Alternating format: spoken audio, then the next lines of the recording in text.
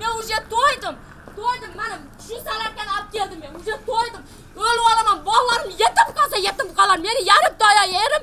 Bari so'darib, boshqa so'darib yuradi. Милициялардан акыйкатты издеп жаткан бул аял Сузак районунун тургуну. Ал 14 жаштагы кызы зордукталган боюнча 2019 жылдын февраль айында Сузак райондук ички иштер бөлүмүнө арыз менен кайрылган. Анткени менен далилдер жок деген негизде кылмышка шектүү бошотулуп, иш өндүрүштөн кыскартылган деген менен жабырлануучу тарап иштин кыскарып кетишин мындайча түшүндүрүп жатат. Umut degan bolani qarmaldi. Qarmalib bir yerdan ushlab olib kelishdi subota kunida. Siz men gaplashib olaylik, militsiyalar gaplashib olsin dedi, o'sha tergovchi dedi. Dedi, yur dedim. Qaynam eshigiga olib bordim. Qaynam eshigiga olib borib, polisi hammamiz o'tirsak, ashu yerda opasi aytayapti.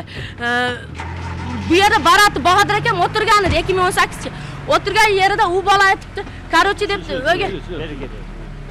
o'gay otani olib chiqib berasan, narkoman u bu deb o'gay otadan to'ngan bo'yniga qo'yamiz men debdi. Mayirga kirgizib bersang debdi. Sen o'yingni oppa qilib olib chiqib beraman debdi. O'zim bir tug'an akam Barat Bahodir. Ошентип арадан бир топ убакыт өткөндөн кийин тагыраагы 2020 жылдын 8 декабрь күнү жабырлануучу кыз кайрадан өзү милицияга арыз менен кайрылган.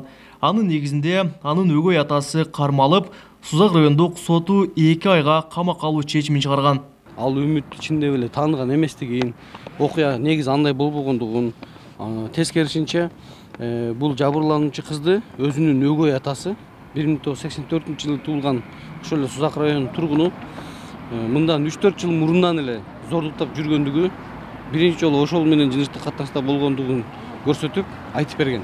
Ал эми экспертизанын жыйынтыгы менен баягы алынган буюм далилдерге жүргүзүлгөн экспертизанын жыйынтыгы менен чындап эле ошол төшөктө калып кеткен калдыктар ошол өгөй атасы 84-жылы туулган Сузак районунун тургунуна таандык экендиги экспертизанын жыйынтыгы менен далилденген. Анткени менен жабырлануучу кыз ал арыздын тайкеси жаздырганын айтууда. Ал үйүнөн тарынып чыгып кеткен учурда туугандарынын үйүнө барып турчу экен. Ошо өгөй атаңды алып кирип берсең бизге деди.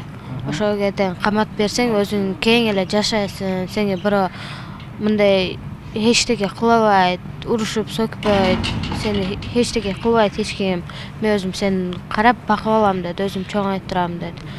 Сен бирок хапа кылдырып койбойм деди. Ошо өгөй атаңды алып кирип берип, ошо Умитти биринчи зордуктаган баланы алып чыгып берсең болду, иш бүттү деди. Калганын өзүм чечип алам, булар менен милициялар менен деди. Учурда жабырлануучу апасы менен бирге жашайт. 15 жаштагы өспүрүм кош бойлуу экени белгилүү болгон. Сузак райондук эмгек жана социалдык өнүктүрүү башкармалыгынын адистери аны көзөмөлүнө алып, ар тараптуу социалдык жардам көрсөтүшүүдө. Райондук мамлекеттик администрациясынын балдар иштери боюнча комиссиясына салганбыз.